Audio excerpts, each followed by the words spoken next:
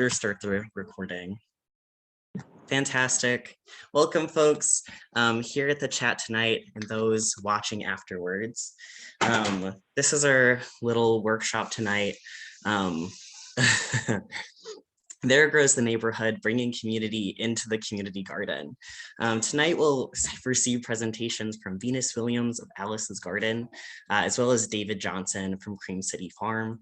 First, I get to talk a little bit about what groundwork is and the work that we do. Let me share this screen and put it to the right size.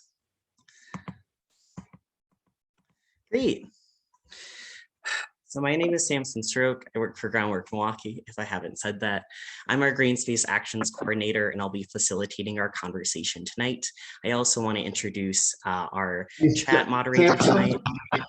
Samson, I hate to do this. This is Damien. I think we're experiencing some technical difficulties with folks needing a passcode to get in. So I'm trying my best to navigate Sign Up Genius to send this passcode out to folks. But I just wanted to let you know that, so that there are more, significant more people I think will be joining. Excellent. This is also kind of goofy, but I bet that I can pull up this passcode right now. Would that be useful? Or no? We have the passcode. I'm just navigating Sign Up Genius. Okay, I'm so sorry. Well, we'll take it slow. And the good thing is, I talk first and then Alice and David talk afterwards, and they're what we're here to see. So they're not missing out on too much. And then I do want to introduce our chat moderator tonight. Matt, do you want to tell us what you do for Groundwork? Yes, also trying to figure out the Sign Up Genius thing too, but my name is Matt. At Groundwork Milwaukee, I'm the community programs manager. So if you work in the gardens, you may have met me before, but I kind of oversee Milwaukee Grows, the garden network, and just kind of help all of our gardens, especially on city-owned land with leases and all their technical support that Groundwork provides for everyone. So great to see everyone here today. Thank you for coming. Thanks. Sorry again for the technical difficulties. There you go. Great.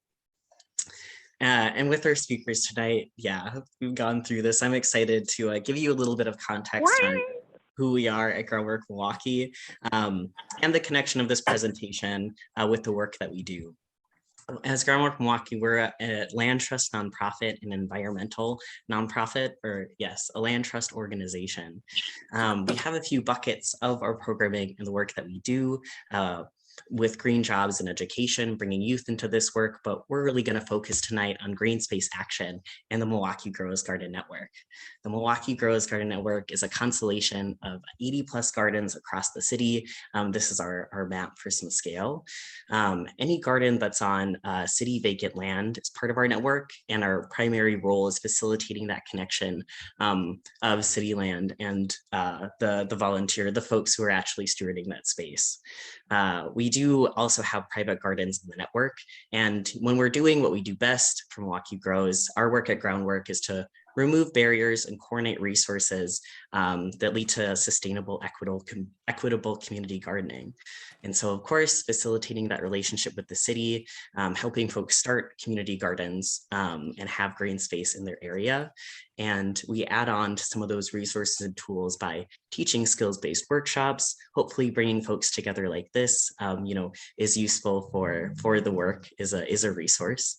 We provide volunteer work days throughout the growing season from April through October. And a lot of that work is building garden infrastructure as well. That also incorporates with our work with young people and young adults. And not listed here, but we also can assist gardens with finding funding for their spaces, like community improvement grants. We're the resource for community gardens in our network here. If any of this particularly interests you, and if you're not already, I would recommend checking out our volunteer page. If you fill out the liability paperwork, then you'll be able to know what sort of opportunities are available and how to help out. So that's the network, and we're so happy to say that both Alice's Garden and Cream City Farms are legacy gardens, so grew from Groundwork Milwaukee, or originally Milwaukee Urban Gardens. Really glorious. that's our connection with Groundwork and with Milwaukee Grows. I hope I've wasted enough time and that folks are all here together. And before I finally get to pass the mic to Alice, I have some context and like centering for our work here. Alice and David are going to tell us about their work with community engagement and the effect the community has, in their growing space. That's really what I'm here for, is the sharing of stories and experiences. But I want to ground this work with some additional sort of research on wellness and well-being and community gardens. This is like academic and scientific research that I found interesting. I said here to gloat about to your family and friends. If you are a gardener, I want to talk about how cool gardening is. But I hope folks get to leave with a tip or trick or just a fun statistic about why this work feels so good. This is that question that I asked in the chat while we were sort of waiting, but I would still love to hear answers, especially from our garden leaders. But for folks who are involved with community gardens, how does the garden affect your well-being and then bring wellness to you? And to kind of define like what is well-being and wellness, those terms, I have my 3 bubbles here, which is not exhaustive. There's more types of wellness than this, but thinking about the garden affecting our personal well-being, our physical health and mental health, of course, environmental wellness, soil and water quality. And then of course, what we're here tonight for, community wellness, building identity and pride in our neighborhood. And so those are the categories I'll break down now. With personal wellness, I hope it's the first thing that comes to everyone's mind, but working in a community garden means you have better access to fresh produce. The USDA recommendation is to have 5 servings of fruits and veggies a day. I don't think I meet that all of the time. There's a study from 2003 surveying 766 adults found that a household with just 1 adult participating in the community garden eats 3.5 times more veggies and fruits, or reaches that daily recommendation 3.5 times more. For the whole household, even just 1 adult. Another study I found from 2011 from the United Kingdom found that community gardeners were more likely to meet that recommendation than home gardeners, which I really appreciate. And I think that's an interesting reason why, if that's from sharing produce or, feels good to be a community gardener. When I think about personal well-being and gardening, of course, there's physical health, you can't deny, but looking at the research around mental health felt really particularly interesting. The first study that was ever done comparing or looking at like acute stress and how gardening affects stress was done in 2011, and it compared gardening and reading. So they had their participants do a stressful activity, like I'm not sure, something scientifically stressful, and measured their cortisol levels, which is a stress hormone. Then they had, half of the group garden and half of the group read, and retake their levels. They found that the gardening group decreased in their cortisol level significantly stronger, and that mood restoration stayed with them. It didn't deteriorate later in the day like the reading group. Which I love, right? Gardening and reading are both like useful leisure, but there's something about the garden and the soil that we benefit from. So at a cellular level. My favorite gardening statistic kind of comes from that, or fact, which is that the soil itself has antibacterial or antidepressant qualities. I think that's so funny and so fun. But specifically, you can tell people it's the Mycobacterium vaccae, if I've pronounced that correctly, which is found to mirror the effect on neurons that drugs like Prozac provide. Just touching the soil makes us happy, which is kind of a beautiful thing. And speaking of touching the soil, that brings us, of course, to environmental well-being. An article that I read about gardening and environmental well-being split it up into these 2 categories of the direct benefits to the environment and more of these indirect, intangible things. And there is definitely direct benefit with our community garden and the environment. You know, it's relatively small, but as we plant plants, as we grow trees and shrubs, and that plant life takes in CO2, carbon sequestration, and brings us oxygen. And when we look at climate resilience, green space is really crucial to that work. It's important that we have trees and grass, sort of natural air conditioning and shade, rather than the concrete jungle all around us. And I really like that connection of these indirect ways that when we value green space, we are aware of its needs, or aware more of the environmental needs, because they're sort of personal, right? I pruned trees for the first time last winter, and learned about dormancy periods changing and that affecting tree health because of having less freezing in winter. So it becomes so much closer to you when you're involved in green space and you feel connected to it. Or compost. I could yell all day about what an important, what this brings to my environmental well-being. But exposure to different ways to take care of our earth and what it means, to others and ourselves. All right, I'm on my last part of meaningless or of well-being, my last part of well-being, because I really want to pass over to Venus, but this is benefits to our community well-being. Looking at statistics or research on community well-being, it's the least quantifiable, right? There aren't a lot of numbers of X amount of community was made better. It's more case studies and qualitative analyses of how gardeners and community members talk about how the effect of the garden on their space. But I really liked some papers that talk about like why the garden specifically, compared to other ways that we can unite the community. The garden is designed to bring residents together into this denser network. We have a meeting point, rather than living 5 blocks away from each other, never bumping into each other, and increases the sharing, starting with seeds, tools, that goes to knowledge, ideas, produce, culture, and recipes. I like this idea of the garden being inherently this participatory approach to community development.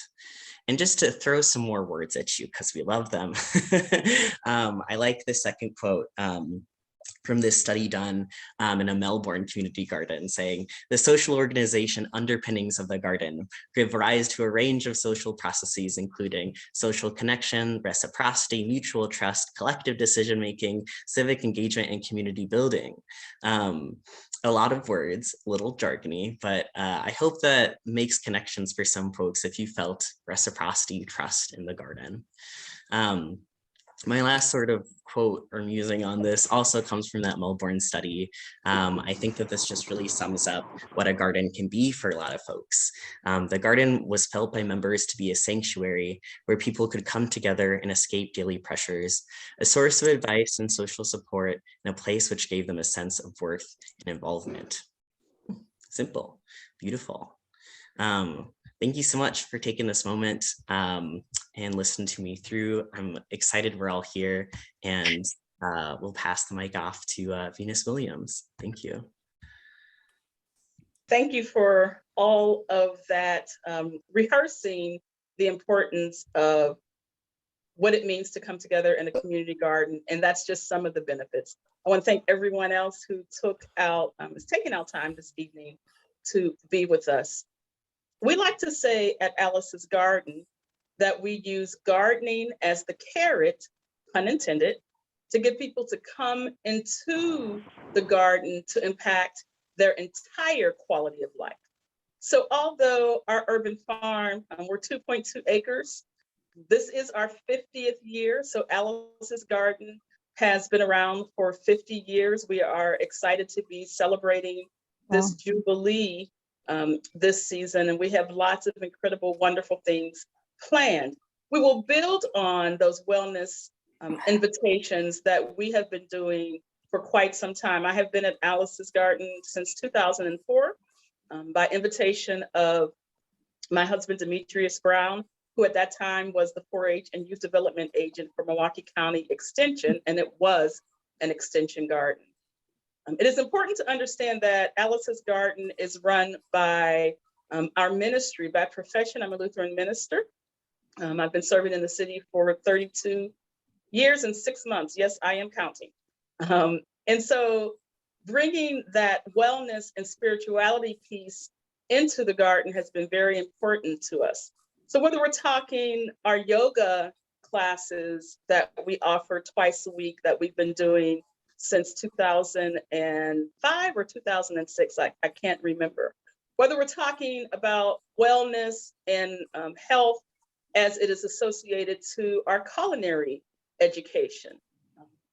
Maybe it's our men's circles or our reading circles. We use the garden as an outdoor classroom, and anything that's healthy and whole that could invite community members in. And when I say community, I'm not just talking neighborhoods. I think it's really important that we understand, especially in Milwaukee and all of the isolation that it can bring, that when I speak community, I'm speaking everyone.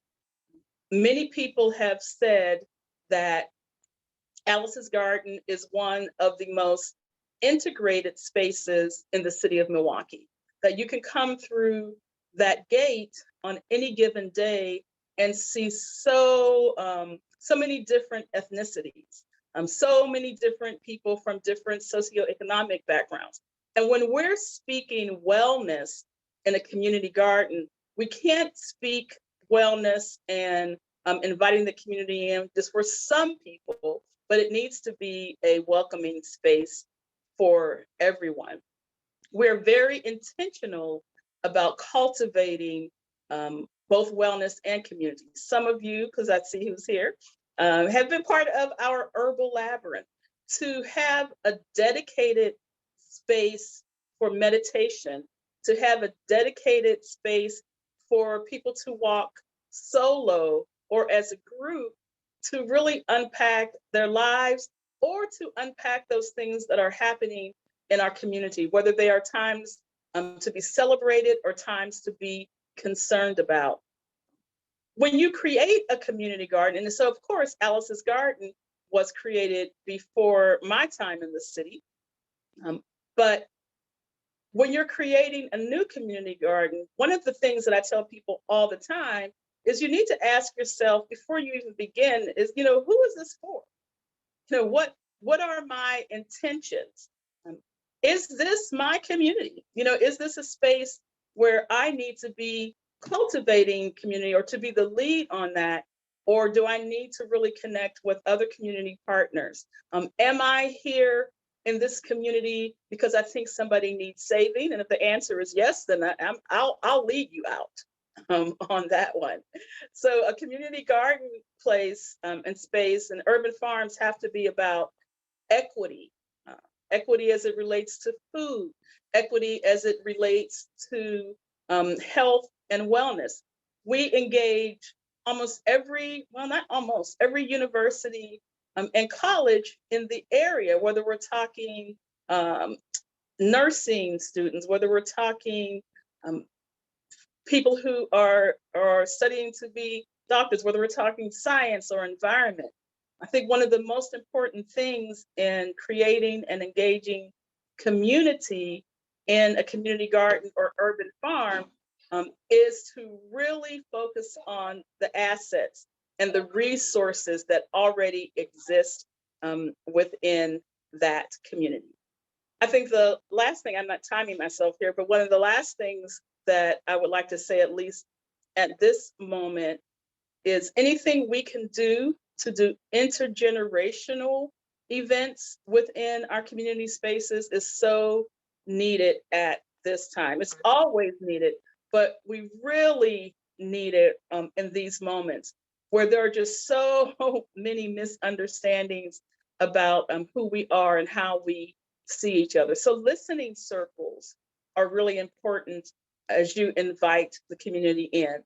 If you're birthing a garden, or even if you have one right now and you have the opportunity to just reshape it, it's really important to ask the community what's needed and for you to not assume that you know what's needed in this community or that you know what needs to come first. There are things that we all know that every community needs, good food, safe spaces, places where we can learn together and from one another. So when Sam spoke of reciprocity, that always needs to be what's at play in any community space. So I just invite all of us to engage in soil and seeds and soul work in our community spaces in ways that are about equity, ways that bring dignity to our communities and to those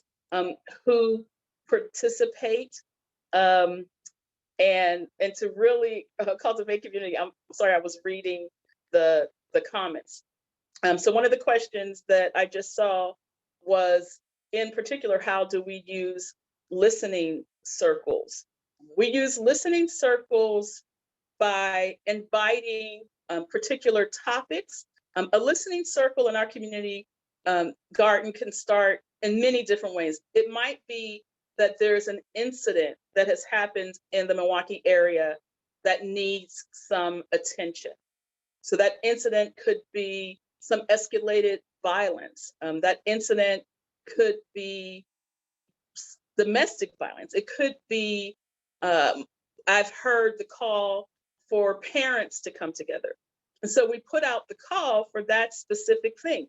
Very often, I will invite people to see a particular movie or read a particular online article, or many different ways, so that when we come through those gates, we already have some common ground and some platform to engage in that listening circle. Obviously, and unapologetically at Alice's Garden Urban Farm, we're focused a lot on issues that relate to African American men in particular.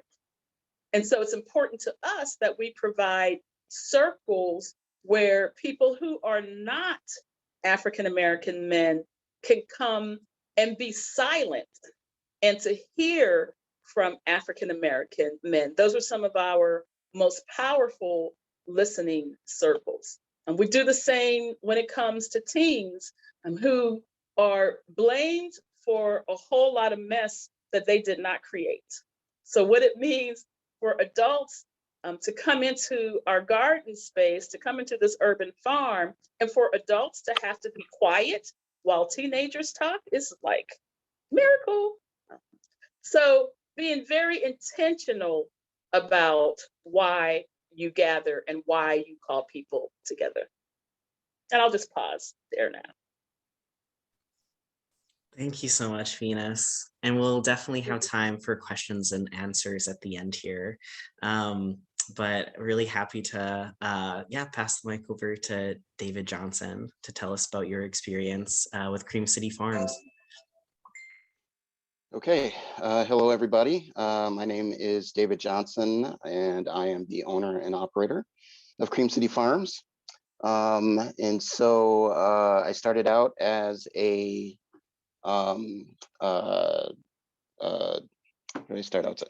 started out as a Groundwork Milwaukee site, leasing through them on city land at 2055 North 30th Street. So just a hop, skip, and a jump from 27th and North Avenue, right in the heart of the city, along the railroad tracks.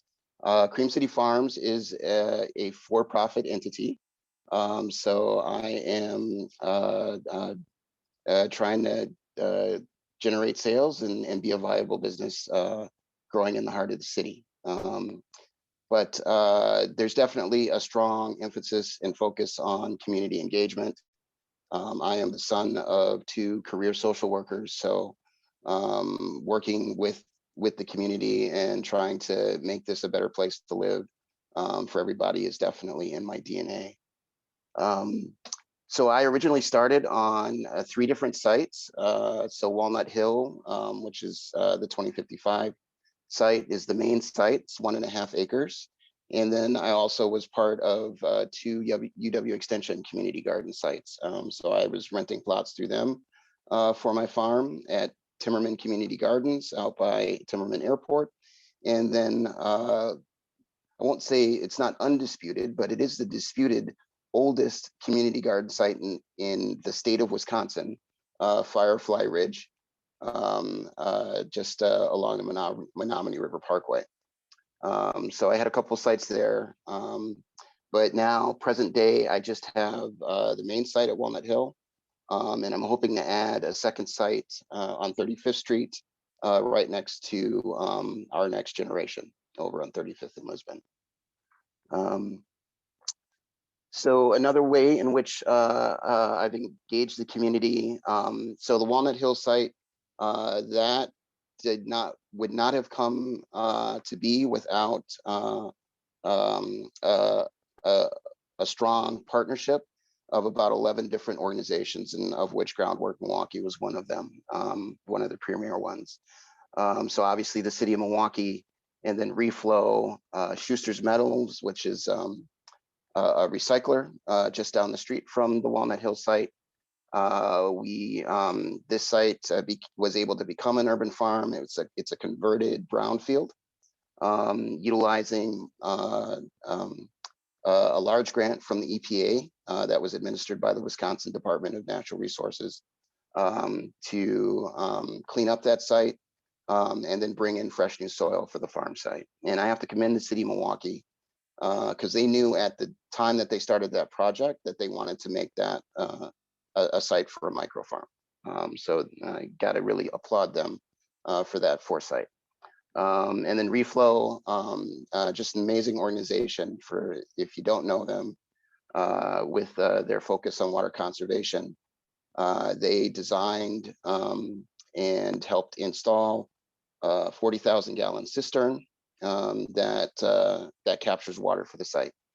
And then Milwaukee Metropolitan Sewage District provided monies for the site as well. And then Milwaukee Shines helped pay for the solar panel that in theory powers the pump that gets the water out of the cistern, but it's grid tied. So the electricity is coming from the regular grid. But the solar panel feeds power back into the grid. And so those are some of the key partners that help make that site possible. And then I've always been committed to being an outdoor classroom. So any group, organization, school, private or public, that wants to engage kids in outdoor activities, especially farming, are welcome to come to the site. So I've worked with, I can't remember the name of the school, unfortunately, but it's a Montessori oriented elementary school just a few blocks away, just east of 27th Street. So they've come in and done some significant programming on the site, so excited about that. Vincent High School has come to the site and done some educational activities. And then I'm also, I've been a research site as well. So I've had students from UW-Madison, UWM, and Marquette University doing all kinds of projects, research projects and capstone projects on the site to support urban agriculture and other activities. So really excited about those activities and when they happened. And then there are partnerships, direct partnerships with nonprofits, community-based organizations. My first year, I worked, first 2 years actually, I was on that site, had a partnership with United Methodist Children's Services. They hired me to be a farmer in residence for the Walnut Hill neighborhood, as well as Uptown Crossing, so that I could be a resource for folks who were working in the community gardens, either in leadership or folks who were just gardening there. And I offered some training activities that I did as a part of that program. And then they also hired me, and then it was a nice deal. They paid me to hire people, and then they paid the salaries for those folks as well. So, but as a for-profit, that's not something I want to depend upon, because one of my goals is, well, my main goal is as a for-profit entity is to show that, eventually demonstrate that urban agriculture is a viable activity, and the primary way we're going to get this to proliferate, we're going to have to learn how to grow our food close to home. And the only way to really get it to take off and just proliferate like nobody's business, is to show that you can make money doing it. And then I've also been a learn and serve site as well, and that was also through United Methodist Children's Services. And then last but not least is direct sales. So I sell my produce to area restaurants. I hope to eventually grow the site to where I am the go-to place for any restaurant on the west side of Milwaukee. I want them buying their produce from Cream City Farms. And then I do my best to support the neighborhood markets. I think this is probably one of my favorite activities, even though it generates the least amount of revenue. But I just love it when I can make the time to be there. Is to participate in the neighborhood markets that often happen at Amaranth Bakery, and then the Valete Street Oasis, which is not too far away, which is sponsored by Near West Side Partners. And then also an important component of my direct sales is the community supported agriculture. I haven't been able to engage local homes yet in this program. I think most of my sales tend to come from the River West area and the east side of Milwaukee. Then some folks out west. And then in ways in which I can get people directly engaged on the farm. I will host volunteer groups when they ask to come, but it's not something I seek because, again, I'm a for-profit. I need to, free labor is not good for my model, for my business model. But the worker share, there's a worker share option for the CSA. And I'm just amazed at the diversity of people who have come through that part of the program. And so that's Cream City Farms. Excellent. Thank you so much. Really inspired having a for-profit model, just knowing finding a way for the work to be sustainable is so crucial. And thank you for sharing. At this time, really the rest of what we have here is questions and answers. So if folks want to use that chat function, or if you want to unmute yourself, perhaps we can do a raised hand. Excellent, but I see a question from Kathy. Matt, would you mind moderating? Kathy says interested in going deeper into engaging neighbors of the gardens and ongoing connections in the garden space and in making sustainable in a place of ever deepening relationships. So it sounds like more of a comment, but yes, I agree, Kathy.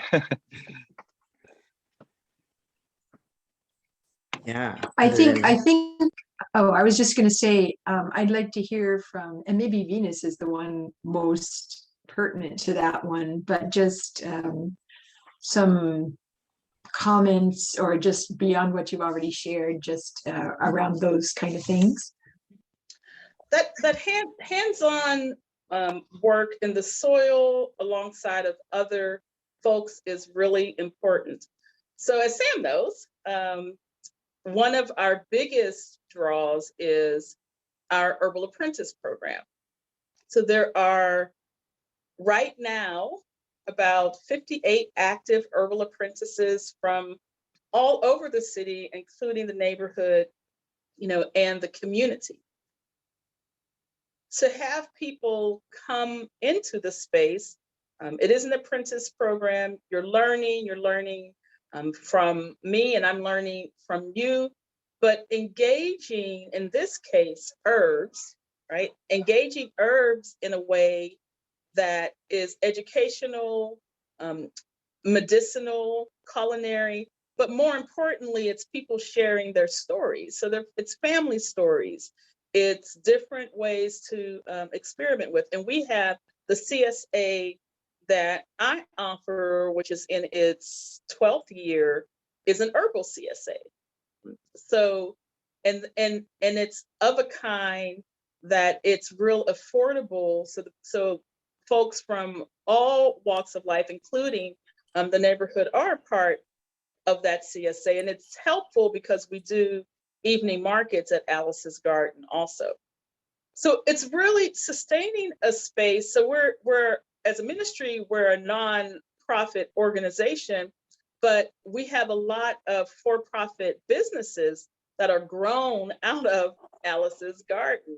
There are, I would be here, that would be another hour of just naming the businesses that have plots at Alice's, and those who grow out of our space into other spaces because they need more land, whether we're talking chefs, whether we are talking now herbalists who have grown their product line. The Alice's Garden herbal product line, really, it sustains my livelihood.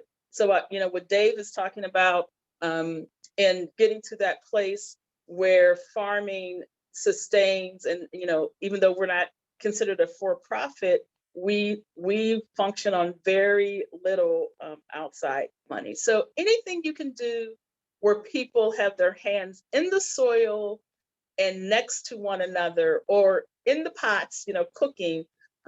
Community gardens really need to be about engagement, engaging neighbors and engaging community in many different ways as you can.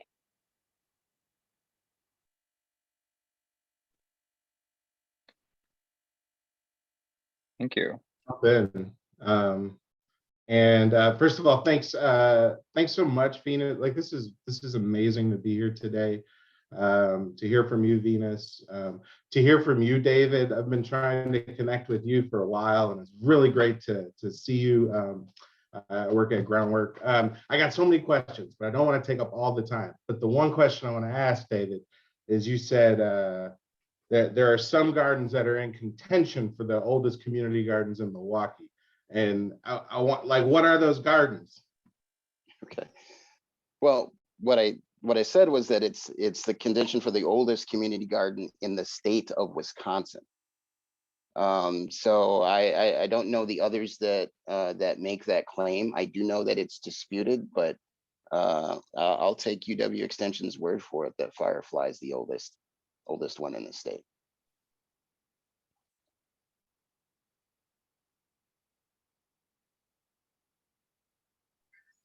Excellent. If we have no more questions, I do really want to thank folks for their time and their patience with technical difficulties. It's our first time using Zoom. And just a huge thank you to Venus and David for being with us tonight. My heart is really singing just having this group of folks together talk about why gardens are good and what makes them the best. Thank you so much for your time tonight, folks. All right, you're welcome. Thank you. I enjoyed it. Definitely. Thank you. Good night, everyone. Good night, Thanks. everybody. Good night, everyone. Good night.